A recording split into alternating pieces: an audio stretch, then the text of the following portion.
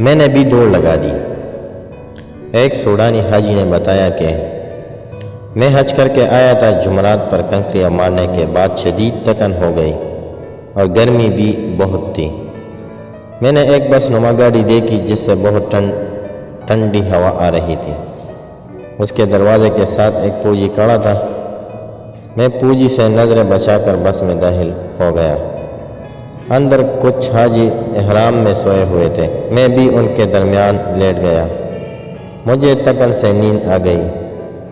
کوئی 2 گھنٹے بعد سخت سردی لگنے کی وجہ سے میری آنکھ کھل گئی۔